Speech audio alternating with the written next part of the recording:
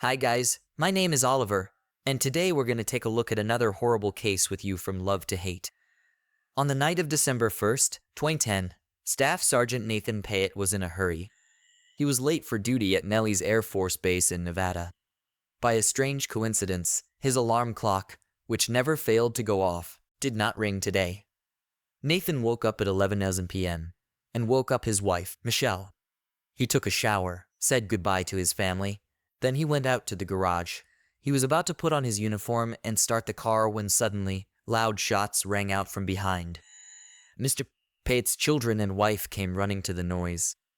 On the doorstep stood Nathan, bleeding and staggering from side to side. It was obvious that he was about to fall. Michelle was terrified and rushed towards her husband to pick him up, but not in time. The father of the family collapsed to the floor around 11:30 p.m. 911 received a call. "My husband has been shot. He's bleeding. Help him," Mrs. Payette screamed into the phone. The dispatcher immediately explained to the woman how to administer first aid. Michelle tried to give artificial respiration to her spouse. However, it did not bring relief. After the arrival of rescuers, he was taken to the nearest hospital. Doctors did everything possible to save the patient. Despite this, it was not possible to bring the young man back to life. The neck wound became fatal for 28-year-old Nathan Payette. After Mrs.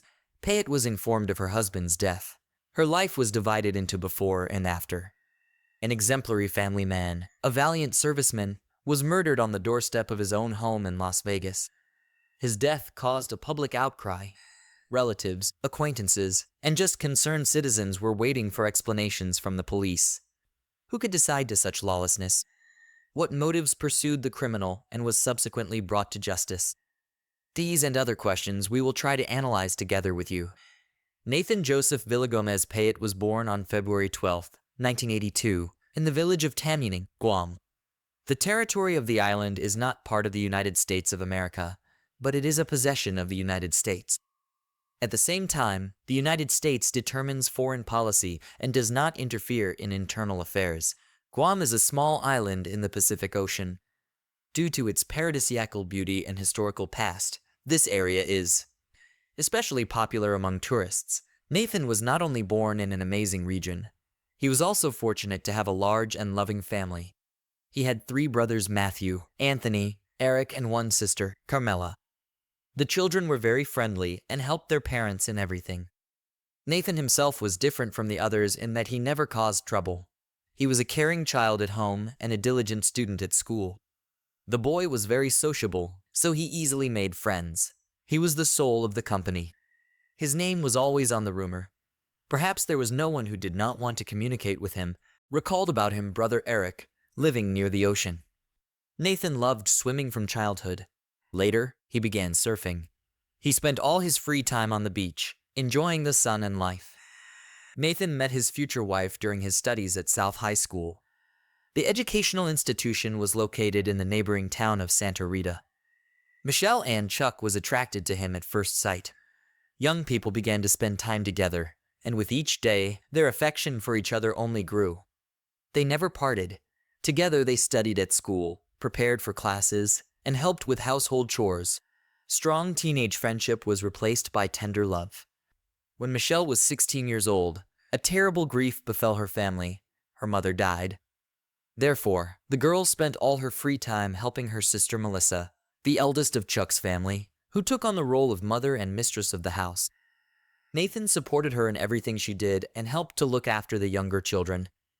In 2000, after graduation, Nathan decided to propose to Michelle. The girl happily accepted. Their families did not have the opportunity to have a wedding. Therefore, the couple, with the blessing of their parents, decided to move in together. To earn a living, the guy got a job as a receptionist in a local hotel. He earned decently. There was enough money. However, like all young people, Nathan and Michelle were ambitious. They made plans for their own home and independence. Soon, their son Dion was born. In the Pat family, the income was no longer enough to cover the necessary expenses. Therefore, the guy thought about a job that could provide his family with a decent existence. This desire led Nathan to join the Air Force. After graduation, Nathan was assigned to the Elmendorf Air Base in Anchorage, Alaska. Michelle was left alone with the baby, but the family had money. In addition, after a while, the young people's dream came true. They built their own house. In it was born a second child, a daughter named Miara. The head of the family made success in the military field.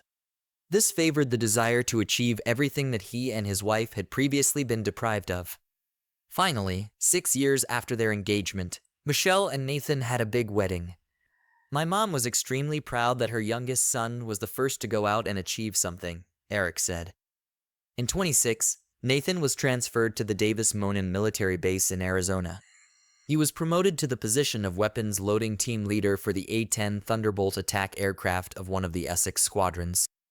There, he also trained in logistics, training, and material management.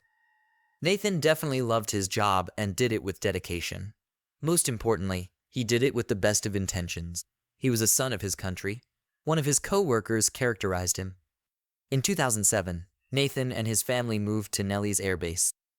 The new job was located near Las Vegas, Nevada.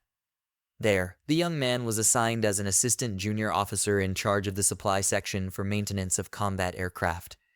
Along with professional growth, the family of the protagonist grew. Soon, the Payette couple had 2 more sons, Drin and David. Michelle fell in love with Las Vegas. She thought it was the best place to live, so Nathan decided to make her happy. He chose the most suitable house for a large family, spacious and bright. In addition, the future family home was 30 to 40 minutes away from the military base. Nathan made the down payment with his savings. The only thing left to do was to divide the family's income and expenses wisely. Maybe he could save some money, at least temporarily, until Mr. Payette's next prospects. At first, Michelle was delighted with her husband's surprise. She set about organizing the everyday life in the new house. However, over time, the demands of the couple began to grow. The family spent more than Nathan earned. The happiness of buying a new house began to fade. It is well known that financial difficulties have ruined the relationship of more than one couple. Nathan and Michelle were no exception to this axiom. The man realized that the deplorable situation had to be corrected. Therefore, in mid-2009, when the USA was at war with Iraq, Nathan enlisted as a volunteer. His departure took 6 months. During this time, the family's condition improved considerably, which Nathan could not help but enjoy. After a short rest at home, Sergeant P decided to return to Iraq. While Nathan was risking his life, Michelle was overcome by anxiety. She had intrusive thoughts. The prospect of being alone with 4 children frightened her. Accustomed to a certain standard of living, she found it hard to imagine otherwise. To take her mind off her worries, Mrs. Pett took a job. The firm that took the new hire was a corporate credit card telemarketing firm. Employment brought variety and new acquaintances to the woman's routine. In addition, Michelle wanted to have her own safety cushion. She did not rule out having her own business in the future, so she actively engaged in self-development. She began to attend the School of Aesthetics. Everything went on as usual while Nathan was at home. When he left, Michelle became bored. The birth of the children, the endless travels, and her husband's service cooled the relationship between the couple. Nathan was away for long periods of time, and Michelle wanted to be loved and desired, so she took a lover. It became her colleague, Michael Rudolph Rodriguez, 31-year-old handsome and a local womanizer. Plus, the man was devious and dishonest. He spent 2007 in prison for forgery and attempted theft. Michelle couldn't resist Sweet Rudy. That's what they jokingly called Michael behind his back. By the end of 2009, Nathan returned home. It seemed that the distance and the ordeal went in favor of the family relationship. However, this was not the case.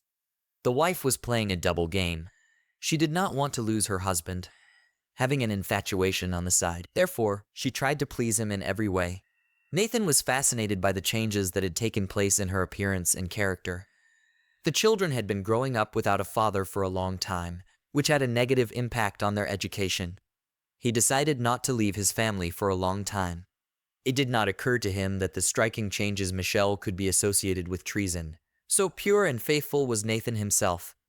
In Las Vegas, a man found a good way to earn money. In order to get double pay, he started working night shifts.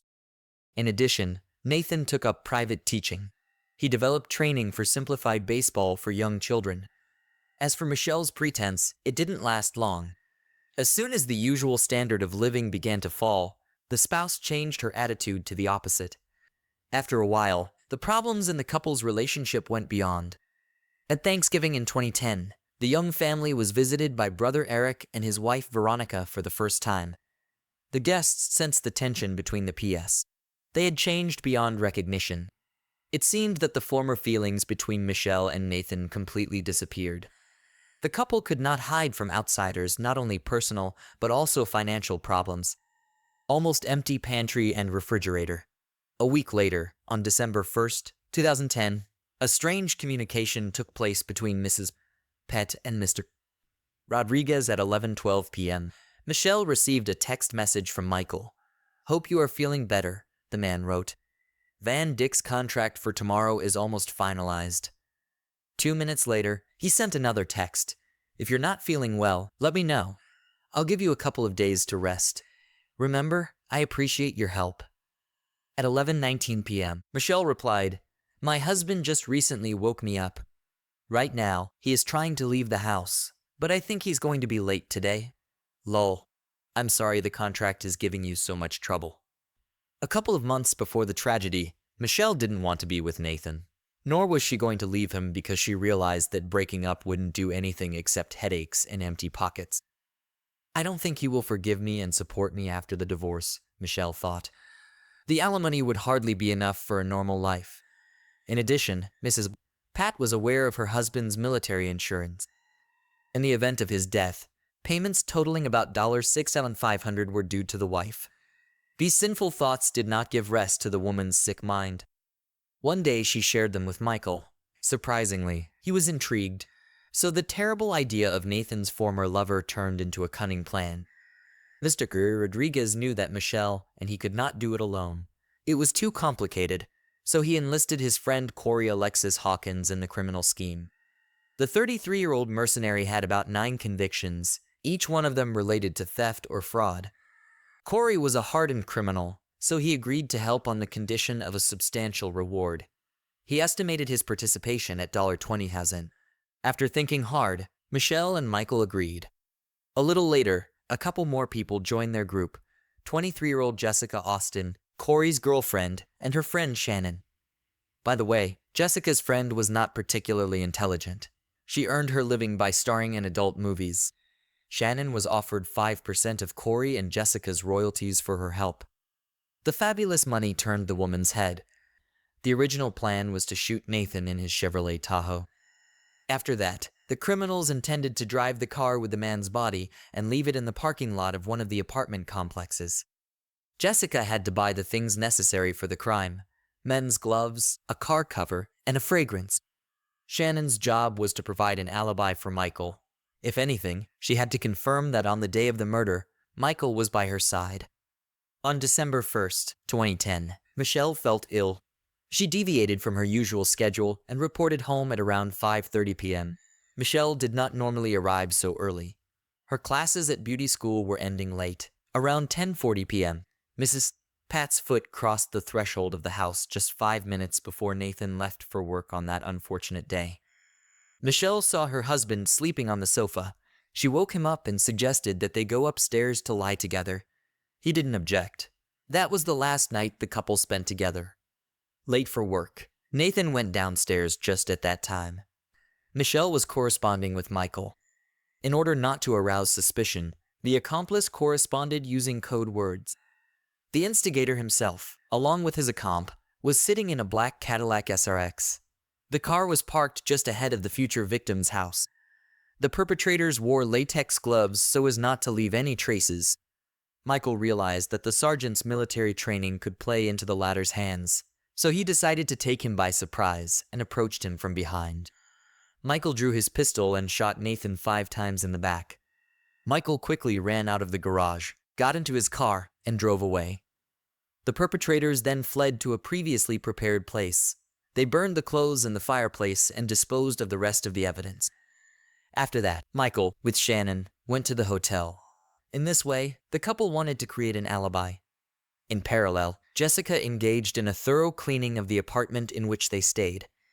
Emergency services and police officers arrived at the scene. They were stunned by what had happened. The neighborhood where the Pett family lived was considered one of the exemplary ones. Detective Todd Williams first decided to examine the scene of the shooting. The garage door was unlocked. There was a noticeable odor of iron inside the room. Blood was smeared on the walls in the car, and traces of it were also visible on the floor. Next to Nathan's uniform were his keys and wallet. Since the valuables were untouched, a robbery murder was ruled out. After examining the scene, Detective Lori Anderson decided to talk to the victim's wife. Michelle explained what had happened. For some reason, she added that the family was struggling financially. This gave the police some ideas. Maybe Nathan was hiding something from his wife. For example, a gambling addiction, debts, or an affair on the side. At least that would have cleared up the attack. Besides, all the evidence pointed to Nathan being deliberately set up. The police examined the victim's cell phone. It contained only pictures of his wife and children. This convinced the officers that Mr. Pat was a decent man. The investigation continued. The next step in the search for the perpetrator was to canvass the neighborhood statistically. Michael himself said, but at 11:40 p.m. her testimony led detectives to Corey and Jessica. Corey had long denied any involvement in the case. He knew what a guilty plea would do to a repeat offender, but Jessica did reveal her role in the sinister plan to honor the young sergeant's memory. Nathan's family and friends gathered on December 7, 2010, in the chapel at the Nelly's base. Michelle decided to skip the ceremony. She was clearly not in the mood for it. Many comrades remembered the man's stamina and military hardiness. The commander of the squadron told about the feats he had accomplished for his country and his family. Everyone characterized Nathan as a reliable comrade in arms. At the same time, they noted his modesty and decency. In his speech, Eric P. recalled, "My brother has always been an example for me and the rest of my family. He truly loved life, was devoted to his wife and children. Everything Nathan ever did, he did in the name of his homeland, love, and friends." On December 9th, the remains of the slain man were transported to Guam. On December 15th, a requiem mass was held at St. Francis Church in Tamining. Military honors were paid to the sergeant at the Pai City Cemetery on the island of Guam. His funeral was spectacular. The cortege consisted of 36 motorcycles. Upon arrival at the burial site, 6 officers carried out a casket covered with a US flag. Afterward, 21 shots shook the sky. Nathan P. was given a hero's farewell. Michael Rodriguez, Corey Hawkins, and Jessica Austin were arrested without bail on December 8, 2010. The next day, the same fate awaited Michelle P. The police feared for the mental state of the accused. She was placed under surveillance to prevent her from committing suicide. On January 4, 2011, in Clark County District Court, the 4 accomplices were read the charges. They were charged with conspiracy to commit murder and robbery with a firearm and murder with a firearm. Michael and Corey were additionally charged with possession of a firearm. The trials dragged on for 3 years. Some of the defendants denied involvement. Armed with a strong defense team, the defendants filed more than one motion. Their aim was to exclude certain evidence and proofs from the case. However, the court rejected all the applications. They only delayed the inevitable punishment by postponing the sessions from one date to another. On September 21, 2015, the trial for the murder of Nathan Payette did take place. Michael Rudolph Rodriguez was the first to stand trial. To avoid the death penalty, he pleaded guilty. On September 29, 2015, the man was sentenced to life in prison without parole. Michael's appeal of the sentence was denied. At the time the sentence was announced, the defendant expressed no emotion. Apparently, he did not regret the crime he had committed. The trial of Michelle Payette took place in a Las Vegas court a month later. The woman continued to insist that she had changed her mind about killing her husband. When the judge allowed Michelle to say a few words in her defense, she turned to the parents of the murdered man with tears in her eyes. She apologized to them. "I loved Nathan and our children. I was very confused and made a big mistake," Michelle pronounced, and once again fainted. The prosecutor said she did not believe the defendant wanted to thwart the conspiracy. There was a lot of evidence to the contrary. No one could understand how a woman, a mother of 4 children, could become so cold-blooded. The judge sided with the prosecution. Michelle was clearly involved in the crime, at least more than she claimed in court. Michelle soon pleaded guilty to conspiracy to commit murder and first-degree murder with a firearm. This helped her avoid capital punishment. The Payette family also asked the court not to impose the death penalty on the former relative. At the end of the hearing, the judge called Michelle's crime incomprehensible and unfathomable. In October 2015, it was the turn of a third defendant, Corey Alexis Hawkins. The man also agreed to a plea bargain to avoid the death penalty. Corey was sentenced to life in prison. His attorney's petition to ever get parole was denied. The judge reasoned that the defendant helped plan the crime and was nearby at the time of the shooting. Jessica Austin also took a plea deal with prosecutors. She was later charged with conspiracy to commit murder. In March 2016, Michelle was given her final sentencing. She once again cited her unstable emotional state that led her to commit the crime. She again asked Nathan's family to ever forgive her. Carmelita Payette was a deeply religious person. She could see that her former daughter-in-law was remorseful for what she had done and was truly tormented by remorse. Her soul needed forgiveness. Therefore, Nathan's mother forgave Michelle in the courtroom. Afterwards, she added that the most important punishment in life Michelle had already suffered. "Your children don't want to see you anymore. They're afraid you'll do to them what you did to their father," Carmelita explained. "Our family does not pursue the principle of an eye for an eye," Eric Payette informed her. "I think Michelle was shaken by her mother-in-law's words. Her family will move on without her, and the children will grow up knowing their mother is a murderer." Eric's wife, Veronica, also asked to speak out. She told Michelle that she hated her, after which she added that the relative dishonors the family name she carries in pursuit of greed and the love of a man she didn't know. Michelle destroyed her family. She became the murderer of the man she once loved immensely, with whom she shared a bed and built a future. Could Michelle have imagined how her unbridled ambition would turn out? Hardly. This category of people lives in a perpetual pursuit of happiness without appreciating what they have. Nathan, unlike her, had lived his whole life giving of himself. He was often sleep-deprived, risked his health and his life. Thanks to this, the man fulfilled his beloved's dreams but never found her recognition. The children of the Payette family will remain traumatized for life. They will hardly be able to create strong families and socialize. The painful experience of their parents will remain in front of their eyes for the rest of their days. There is only one good thing about this story. The 4 criminals will stay where they belong. Thanks for watching, guys. That was Oliver with you. Subscribe to the channel. There are many shocking stories ahead.